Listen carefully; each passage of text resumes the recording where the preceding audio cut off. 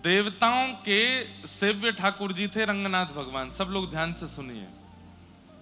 देवता इनकी पूजा करते थे। तब दशरथ जी ने किसी देवासुर संग्राम में देवताओं का साथ दिया, तो देवताओं ने प्रशंसा करके कहा, दशरथ जी आप चाहो तो कुछ मांग लीजिए। तो दशरथ जी ने कहा, देना चाहते हैं तो एक ही वस्तु दीजिए। बोले, क्या? आपके सेव्य ठाकुर जी हमको दे दो। तब श्री रंगनाथ भगवान देवताओं ने दशरथ जी को दिए और वही अयोध्या में विराजमान हो गए। जब लंका पर विजय करके, रावण के ऊपर विजय करके राम जी वापस लौट करके गए, तो विभीषण जी जब राज्याभिषेक में आए तो भगवान विभीषण से प्रसन्न होकर बोले, विभीषण कुछ मांगो, क्या चाहिए?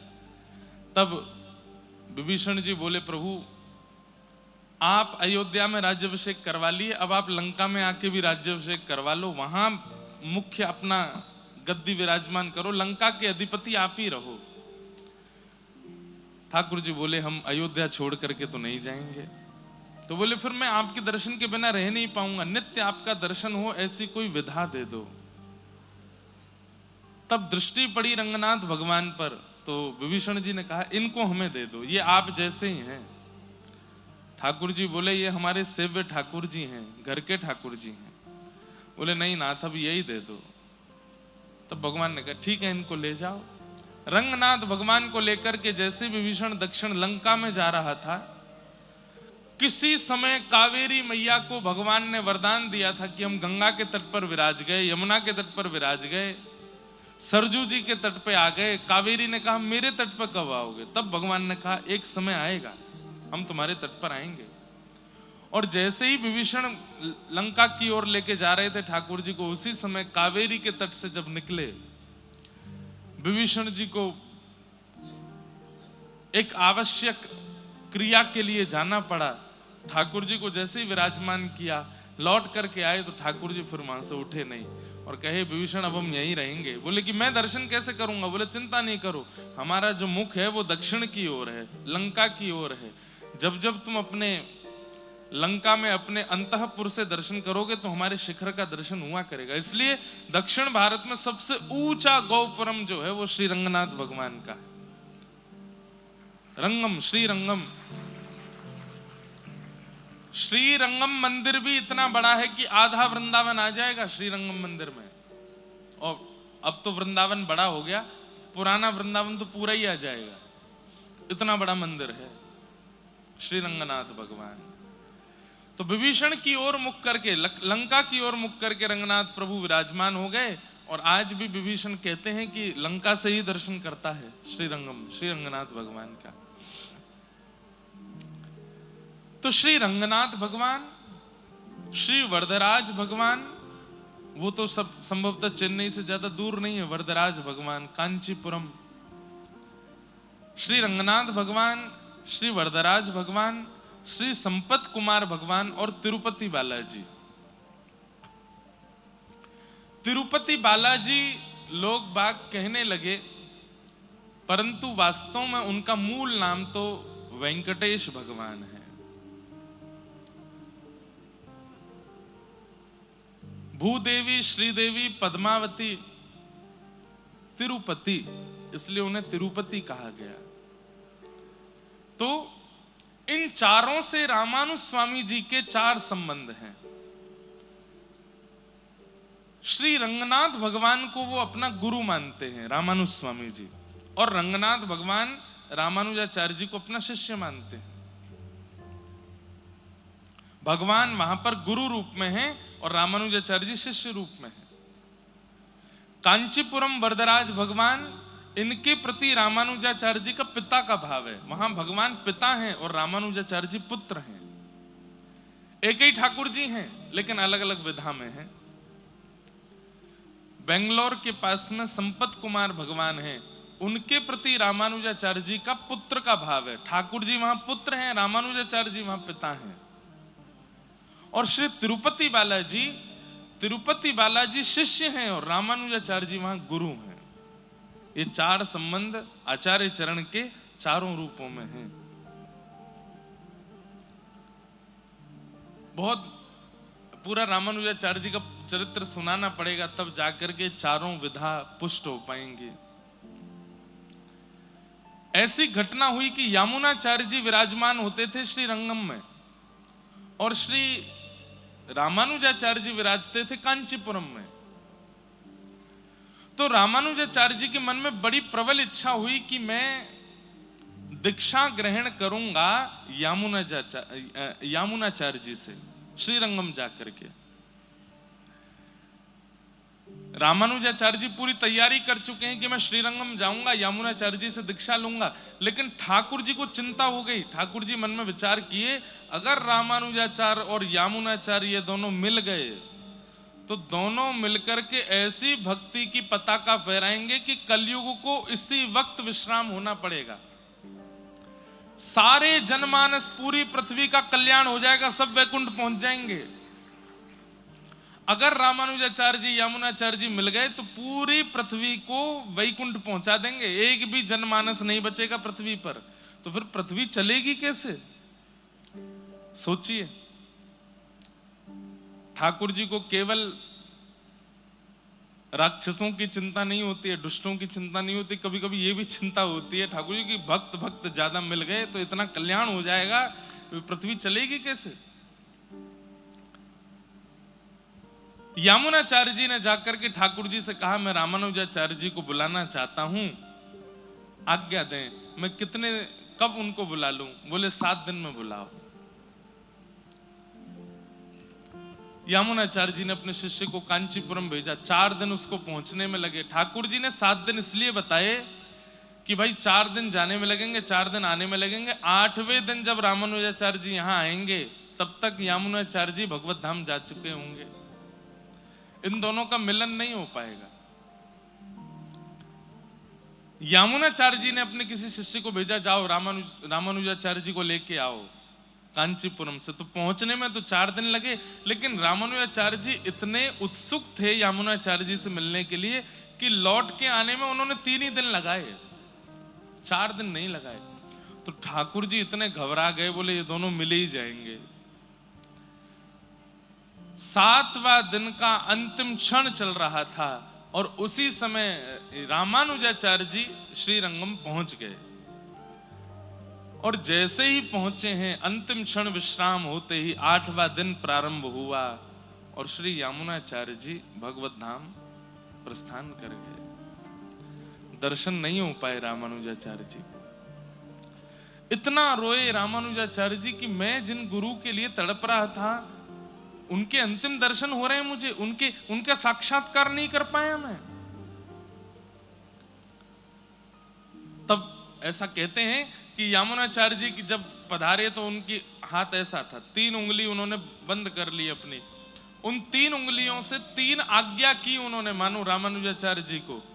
तो रामानुजाचार्य जी ने तीनों आज्ञा बोल दी तो यामुनाचार्य जी की एक एक उंगली अपने आप खुलती चली गई और बिना जीवित अवस्था के भी रामानुजाचार्य जी को सत्संग मिल गया यामुनाचार्य जी का।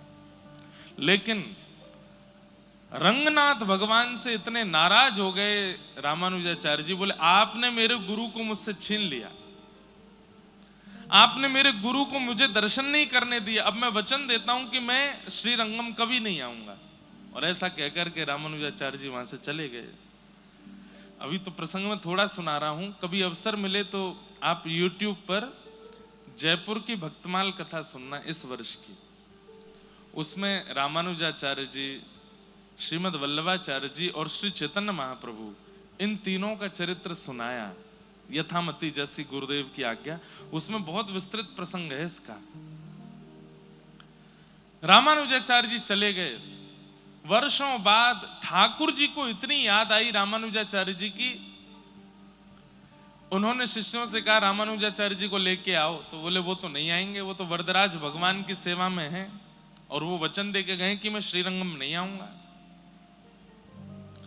तब रंगनाथ भगवान, अब देखो एक ही भगवान है, वही नारायण श्रीरंगम में, वही नारायण कांचीपुरम में, वही नारायण तिरुपति में, वही नारायण संपत कुमार है, लेकिन अलग अलग जगह पर बैठे हैं तो अलग अलग लीला कर रहे हैं। तो श्री रंगनाथ भगवान शिष्यों से कहते हैं कि तुम कांचीपुरम जाओ और कांचीपुरम में जो मेरा स्वरूप विराजमान है उसको संगीत बहुत प्रिय है। वहां के एक आचार्य हैं, उनके पुत्र बहुत अच्छा संगीत करते हैं, उनके द्वारा संगीत कराओ और संगीत का जब गायन वादन होगा तब मेरा वो स्वरूप प्रसन्न होकर के कहेगा वरदान मांगो, तब वरदान के रूप में रामानुजाचार्य जी को मांग के ले आना। तो श्रीरंगम से अद्भुत संगीत के पुरोधा एक गुरु के पुत्र गए और वहां कांचीपुरम में जाके उन्होंने इतना सुंदर संगीत गाया कि ठाकुर जी प्रसन्न होकर के बोले वरदान मांगो। बोले वरदान में आपके अति प्रिय रामानुजाचार्य जी को हमें दे दो।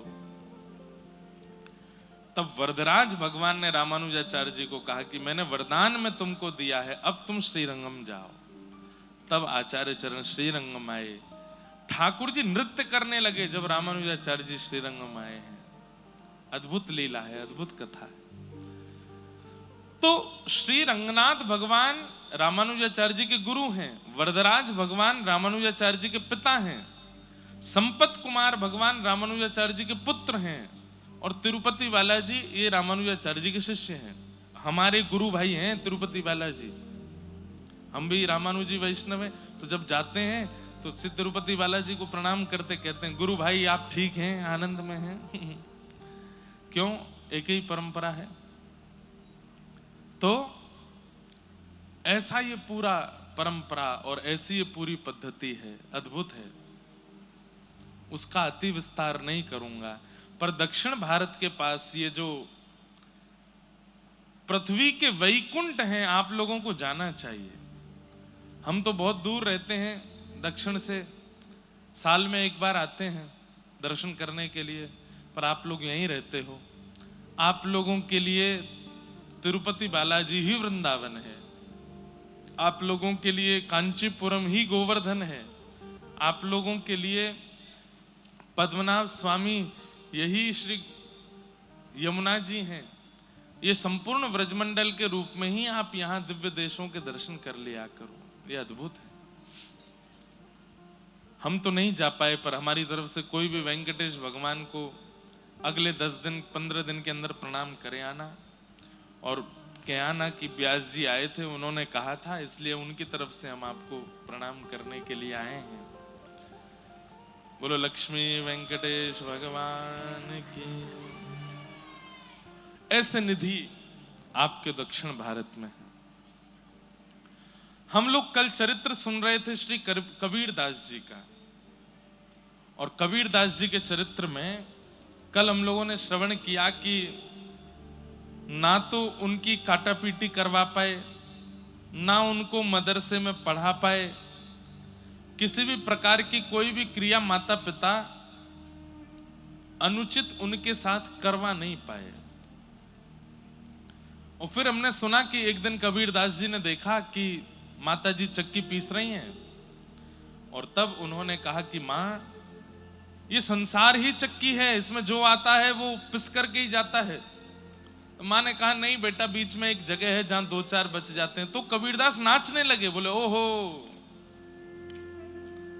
ये बीच में जो बच गए हैं 2-4 दाने, बोले माँ पता है ये क्या है? बोले क्या? संसार रूपी चक्की में सब पिस रहे हैं, पर जो ठाकुर जी की शरणागति ले लेता है वो बच जाता है, जो गुरुदेव की शरणागति ले लेता है वो बच जाता है।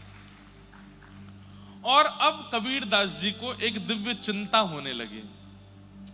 काय बात की चिंता? गुरु बिन कैसे गुण जागे, गुरु बिन कैसे गुण जागे। मुझ पर कृपा है, बहुत ध्यान से सुनिए। कबीरदास जी कह रहे हैं कि मुझ पर कृपा है कि मुझे बाल्यकाल से ही राम नाम प्रिय लगता है, मुझे बाल्यकाल से ही भक्ति भागवत प्रिय लगती है, परंतु गुरु नहीं है जीवन में।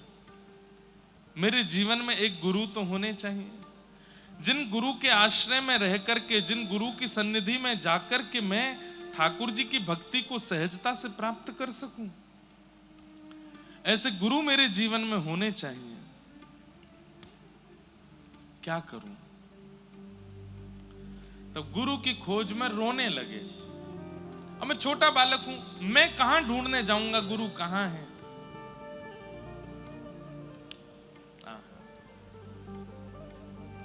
बंधुओं, पहली बार जीवन में ऐसा हुआ है, ध्यान से सुनिए।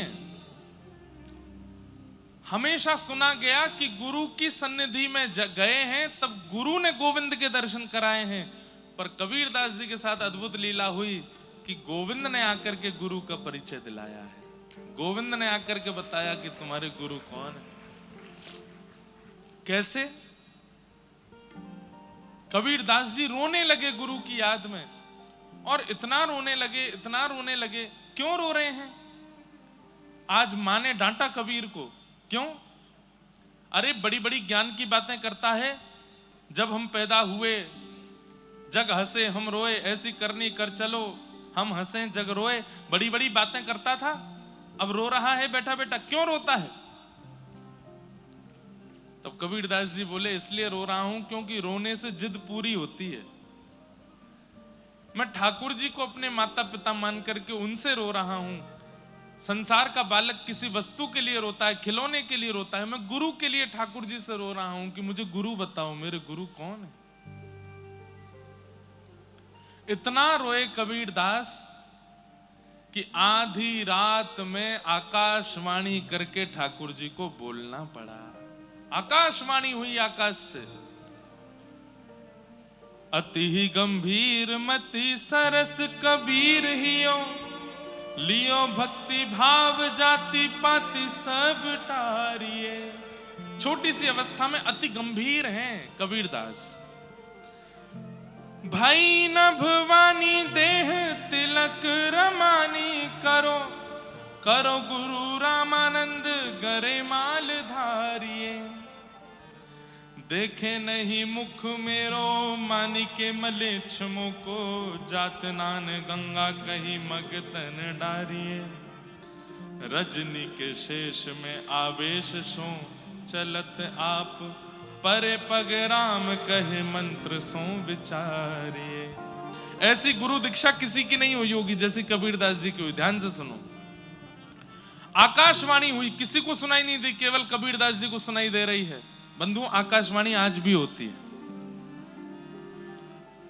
कभी कभी जब आप परम धार्मिक हो जाते हैं, परम सात्विक हो जाते हैं, परम निर्वैर निर्गुण हो जाते हैं, तो एकांत में जब आप बैठते हैं तब आपके मन में ऐसे विचार उत्पन्न होते हैं जो आपने कभी सुने नहीं, कभी कहे नहीं, कभी बोले नहीं।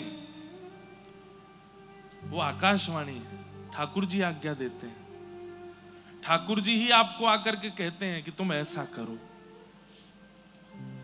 आपके मन में घर बनाने की इच्छा हुई, ये आकाशवाणी नहीं है। आपके मन में ब्याह करने की इच्छा हुई, ये आकाशवाणी नहीं है। आपके मन में कुछ धन कमाने की इच्छा हुई, ये आकाशवाणी नहीं है। पर इन सब संसार के विचार व्यवहार के बीच में आपके चित्त में कोई परम धर्म करने की इच्छा हो जाए, ऐसा करना चाहिए, ये आकाशवाणी है। खूब धन हो गया, घर बना लिया, गाड़ी खरीद ली, प्रॉपर्टियां खरीद ली, दुकानें बना ली, ऑफिसेस बना लिए, लेकिन धन अभी भी बहुत है। तो मन में बात आई, चलो कहीं एक आश्रम बनाते हैं जहां संत सेवा हो सके। अपना नाम नहीं देंगे उसमें, अपने प्रचार के लिए धर्म का कार्य कर रहे हो, वो भी आकाशवाणी नहीं है। मेरा नाम ना आवे लेकिन मेरी सेवा से कुछ परोपकार हो जाए, ये आकाशवाणी। मन में आधी रात बैठे थे और इच्छा प्रकट हो गई कि चलो तिरुपति बालाजी, मन तड़प रहा है दर्शन करने के लिए, ये आकाशवाणी है। ठाकुर जी तड़प रहे हैं आपको देखने के लिए। मन में इच्छा हो गई। हर बार तो गाड़ी से गए हैं ऊपर तिरुमला, अब की बार पैदल जाएंगे, और पैदल चल करके उत्साह में हंसते खेलते नाचते गाते हुए, ये आकाशवाणी है। आज तक कभी एकादशी का व्रत नहीं किया, लेकिन अचानक मन में इच्छा हो गई कि अब एकादशी करनी है। और एकादशी भार के रूप में नहीं, अरे व्रत है मैं तो पिज्जा नहीं खा सकता, मैं तो आज रोटी नहीं खा सकता, अरे मेरे मित्र का जन्मदिन है मैं तो इसमें कुछ खा नहीं सकता। नहीं, इतने उत्साह में आकर के आप एकादशी करते हैं कि आज तो मेरी एकादशी है, परम प्रसन्न होकर के व्रत करते हैं। यह आकाशवाणी के द्वारा की गई क्रिया है। जीवन व्यतीत हो गया, अब इच्छा हो गई कि गुरु जीवन में आने चाहिए। और जिनकी वाणी, जिनका स्वरूप, जिनकी उपस्थिति से चित्त पवित्र हो रहा है, ऐसे किसी का चिंतन करके मन में भाव आ जाए कि इनसे दीक्षा चाहिए, ये आकाशवाणी है। आकाशवाणी मतलब क्या है? भगवान के प्रति जो प्रेरणा आपके चित्त में प्रकट होती है वो आकाशवाणी से होती है, ठाकुर जी की कृपा से होती है। आपकी मन की वाणी तो संसारी क्रिया कराती है, ये आकाशवाणी है, हरि वाणी है, जो आपको भगवत मार्ग की ओर ले जाती है। हम चेन्नई में रहते हैं, व्रज बहुत दूर है यहाँ से, बार बार नहीं जा सकते, तो क्या करें, अपने घर को ही व्रजमंडल बना लेते हैं, अपने घर को ही अष्ट सखियों की महल, अपने घर को ही श्री ठाकुर जी का निकुंज बना लेते हैं। प्रवेश करने से अंत तक ऐसा लगे कि ये व्रज का ही कोई गांव है, ऐसी भावना से घर का निर्माण कर दिया। ये आकाशवाणी। तो आकाशवाणी आज भी होती है। भगवत कार्यों के प्रति जो आपके चित्त में प्रेरणा जागृत होती है वो आकाशवाणी से ही होती है। आकाशवाणी करके केवल कबीरदास जी को बता दिया, क्या बताया? भई नभवानी देह तिलक रामानी, करो करो गुरु रामानंद गरिमाल धारिये। आकाशवाणी हो गई। बोले ए कबीर रो नहीं, तुम्हारे गुरु मिल गए हैं। बोले कौन है मेरे गुरु? बोले काशी में विराजमान श्री रामानंदाचार्य जी महाराज, यही तुम्हारे गुरु हैं। रामानंदाचार्य जी का नाम सुनते ही कबीरदास जी घबरा गए। बोले अरे रामानंदाचार्य जी तो म्लेच्छों का मुख भी नहीं देखते, पूरे काशी में हल्ला यही है कि मैं म्लेच्छ हूं, मेरे माता पिता म्लेच्छ हैं, वो तो म्लेच्छों का मुख भी नहीं देखते हैं, फिर मेरी दीक्षा कैसे होगी उनसे? अब देखो आकाशवाणी एक एक क्रिया बता रही है। क्या? बोले भई नभवानी दे तिलक रमानी। बोले तुम एक काम करो। बोले क्या? अपने अंग पर तिलक धारण करो, सिर पर रामानंदी तिलक धारण करो, 12 तिलक अंग पे धारण करो, और क्या करो? गरे माला धारिये, गले में कंठी माला पहन लो, तिलक धारण कर लो और श्री रामानंदाचार्य जी के पास चले जाओ। बोले देख नहीं मुख मेरो मानिके मिलेच्छ मोको, मेरा मुख नहीं देखेंगे वो मिलेच्छ जान के। जात नान गंगा कही मन तने डारिये। अरे वो किसी मिलेच्छ का मुख देख भी लेते हैं तो तुरंत गंगा स्नान करने जाते हैं, वो मुझे दीक्षा कैसे देंगे? तब आकाशवाणी कहती है ध्यान से सुनो कबीर, क्या करना है? रजनी के शेष में आवेश सो चलत आप, कहीं भोर होकर के म्लेच्छों का मुख ना देखना पड़ जाए, इसलिए रामानंदाचार्य जी आधी रात में गंगा स्नान करने जाते हैं। ध्यान से सुनिएगा, आकाशवाणी बता रही है। बोले ऋषि रामानंदाचार्य जी आधी रात में गंगा स्नान करने जाते हैं, लगभग 2-3 बजे गंगा स्नान करने जाते हैं कि कहीं किसी म्लेच्छ का मुख ना देखना पड़ जाए। बंधुओं, भारत पर अंग्रेजों ने शासन किया, अंग्रेजों से पहले मुसलमानों ने शासन किया, मुसलमानों से भी पहले